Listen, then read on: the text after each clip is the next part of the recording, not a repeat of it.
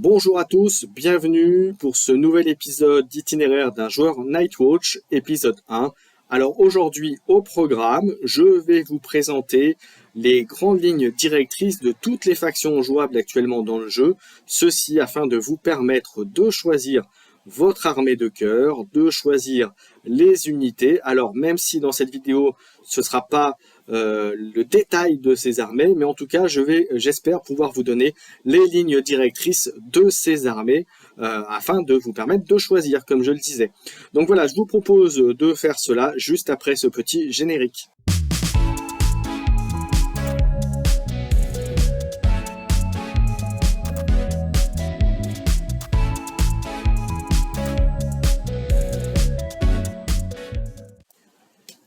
Allez, je vous propose maintenant de regarder chacune, l'une après l'autre, les différentes armées factions jouables dans ce jeu. Et on va commencer par les Barathéons. Alors les Barathéons, ce qui les caractérise en termes de gameplay, c'est des unités très tanky, qui ont avec de très bonnes armures, puisque les unités, les trois quarts, c'est, vous allez le voir sur les images, des unités, ce sont des hommes en armure de plaque intégrale. Voilà, donc ça symbolise tout ça. Donc à contrario, ils ont souvent un tout petit peu de mobilité en moins. Et encore, tout ce que je vais vous dire, et que c'est valable pour cette faction et cette armée, et c'est valable également pour les autres, ce que je dis ne veut pas dire que le contraire n'est pas possible. C'est-à-dire que vous pouvez très bien monter une liste Barathéon très mobile et qui fait de gros dégâts. Voilà, l'un n'empêche pas l'autre. C'est juste qu'à la base, les Barathéons, c'est des unités très tanky. Vous allez avoir du mal à leur faire des dégâts sur ces unités-là. Voilà, et donc ils ont après de la bonne cavalerie, ils ont de la bonne infanterie, mais principalement, voilà, concrètement, c'est des unités, vous allez les mettre sur un objectif, et vous allez avoir du mal à les déloger si vous jouez contre. Voilà l'idée de base un petit peu des Barathéons pour ça. Ensuite, la faction suivante, ce sont les Stark. Alors les Stark, vous le savez, ils sont dans le nord du trône de fer, du monde du trône de fer, donc pas très très loin de la Nightwatch et du mur. Et donc ils ont l'habitude du grand froid, ils ont l'habitude de combattre, et c'est pour ça que ce sont des combattants redoutables. Alors ils sont capables aussi bien de faire de gros dommages, mais paradoxalement, leur point fort, c'est plus ils se prennent des dommages, plus ils sont résilients et plus ils vont vous faire de dommages derrière, voilà, symbolisé avec leur unité par exemple de Berserker, qui vous disent que par rang détruit, ils font encore plus mal. Donc voilà, c'est des unités qui sont capables, malgré les coups pris, sont capables de taper très fort, très vite, et voilà, et de bien surprendre votre adversaire avec cette capacité-là de résilience. Donc voilà le point fort des Stark. On passe ensuite aux Lannister. Alors les Lannister, leur gameplay principal, c'est ils vont beaucoup jouer sur tous les tests annexes du jeu, c'est-à-dire en l'occurrence les tests de morale, de panique, puisque c'est là-dessus où ils vont vous infliger régulièrement des points négatifs, donc des malus, et là-dessus finalement ils vont vous faire, alors ils sont capables de faire bien sûr des dégâts en combat, en mêlée, etc., en tir avec les albatriels que vous voyez à l'image, mais c'est leur gros point fort, c'est surtout les tests de morale que vous allez avoir derrière, qui vont finalement vous être plus dangereux que leurs unités eux-mêmes. Mais attention, ça ne veut pas dire que leurs unités sont plus faibles que les autres, loin de là. Voilà pour les Lannister. Après les Lannister, je vous propose de parler des Greyjoy. Alors les Greyjoy, vous savez, ce sont les hommes, ce sont des marins, des pillards, et bien justement leur gameplay, c'est se faire avec les jetons pillage qu'ils gagnent lorsqu'ils vous détruisent un rang dans vos unités. Ils gagnent un jeton pillage, et ces jetons pillage, en fonction du nombre et en fonction des unités choisies, vont leur permettre d'avoir des capacités supplémentaires. Par exemple, une unité leur permettra, avec par point de pillage qu'ils ont sur eux, en sachant que la limite est à 2 si je ne me trompe pas, leur permettra de descendre leur jet d'armure. Donc voilà, donc ça peut être dangereux. Moins 2 leur jet de défense, enfin plus de leur jet de défense entre parenthèses. ça peut faire très mal entre une défense à 4 et une défense à 2. Et bien, c'est pas la même chose, c'est pas la même. Donc, ça va avoir du mal à les avoir. Mais après, ils sont aussi capables, avec ces jetons pillage, de se soigner, donc, ou même de faire plus mal à leur adversaire. Donc, vous voyez, donc voilà. Et ils ont des unités euh, symptomatiques, on va dire, enfin, un peu plus spécifiques à leur armée, comme les noyés, par exemple, qui vont leur donner du soin et de la résistance à tous les tours. Voilà, bien entendu, toutes ces choses-là, ça coûte des points d'unité, mais en tout cas, voilà l'idée de base, c'est les jetons pillage, c'est ce qui caractérise leur gameplay et leur façon de jouer.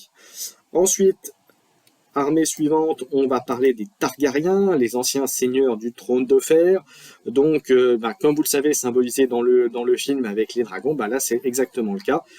Puisque vous avez, parmi les unités jouables des Targaryens, vous avez la boîte, la mer des dragons, où vous avez Daenerys et les dragons qui sont jouables. Alors, cette armée se caractérise par le côté très très agressif de leur armée, et par contre un peu de faiblesse au niveau armure. Alors, attention, comme je disais bien, c'est de manière générale, ça ne veut pas dire qu'ils n'ont pas des unités qui sont capables de prendre des coups, etc. Ça veut dire qu'ils sont généralement très agressifs, soit avec leur cavalerie, soit avec leurs dragons, soit même leur infanterie qui peut être très très forte si c'est une liste basée sur de l'infanterie. Mais en tout cas, voilà, c'est le côté plutôt très agressif de leur armée qui est plutôt mis en avant lorsque on pourrait vous décrire le gameplay des Targaryens. Ensuite, on va passer à la Nightwatch. Alors, la Nightwatch, vous savez, ils sont sur le mur, ils sont habitués à combattre les Free Folk, hein, le peuple libre. Ils défendent le trône de fer des invasions du peuple libre, mais aussi des autres menaces qui pèsent sur le royaume du trône de fer. Alors, la caractéristique principale de cette armée, en fait, ils n'ont pas vraiment de faiblesse en fonction des listes que vous allez prendre. Ils peuvent avoir de très bonnes infanteries, des très bonnes archers. Ils ont je dirais, c'est eux qui ont les meilleurs, quasiment les seuls unités de balistes, voilà, mais balistes ou lanceurs d'épieux. Donc ils sont capables de faire aussi bien de la distance que du corps à corps, que de la cavalerie. Par contre, leur défaut, c'est qu'ils ont des unités un peu chères. Et peut-être la petite chose qu'on pourrait dire par rapport à d'autres, c'est qu'ils ont peut-être des unités avec un petit peu moins de compétences spécifiques. Alors j'entends compétences spécifiques, c'est des capacités sur les attaques ou sur les défenses, mais en revanche qui est composé par leurs différents ordres, leurs vœux, leurs cartes spécifiques, et voilà, donc c'est un peu capable de tout avec cette armée, donc ils sont capables de bien défendre, de bien attaquer. Après, un petit peu moins peut-être d'effets spéciaux sur leurs unités, mais voilà, comme c'est globalement des très bonnes bases au niveau des unités, ça suffit à tout seul, ils n'ont pas besoin d'avoir de choses en plus pour performer dans leur bataille. Donc voilà un petit peu pour l'idée des Nightwatch. Ensuite, on va passer aux Free Folk. Alors, les Free Folk, eux, comme vous savez, c'est le peuple libre. Hein. Dans les films, c'est les sauvageons. Mais c'est aussi les géants, puisqu'ils sont jouables. Il y a les géants, il y a les ours, il y a des mammouths. Donc voilà, donc il y a plein de listes possibles. Donc, ils font très très mal, notamment les mammouths. Les ours, voilà, il y a vraiment des unités qui font vraiment très très peur et très très mal. Voilà, donc c'est symbolisé avec ça. Vous pouvez très bien vous faire une liste avec quasiment que des géants, donc libre à vous. Donc voilà, donc on va dire, c'est la liste avec des monstres, avec des unités un peu qui changent de l'habitude. Voilà, si vous voulez sortir des troupes classiques, infanterie, piétons ou archers, vous pouvez mettre déjà un groupe de géants, un groupe de mammouths, et vous allez faire le café avec ça. Donc voilà l'idée.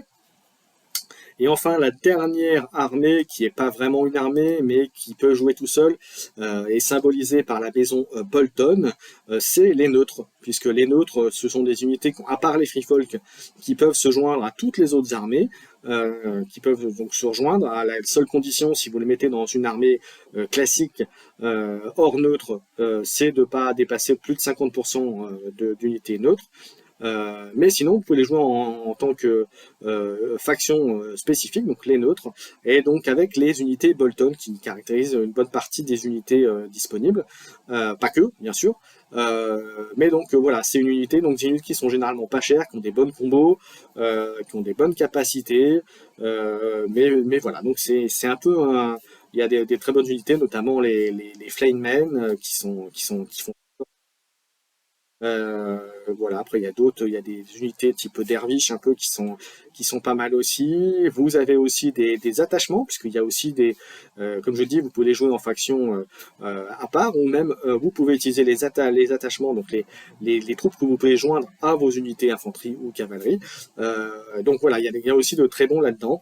Donc vous verrez, il y a pas mal de choses. Donc quand vous faites vos choix d'unités, d'armées, sachez que vous avez, à part les freefall, que vous avez des unités libres neutres qui sont également disponibles pour compléter, alors je le vois plus pour compléter vos armées, vos différentes armées. Voilà, et bien écoutez, on a fait un peu le tour de toutes les armées jouables disponibles actuellement sur le jeu.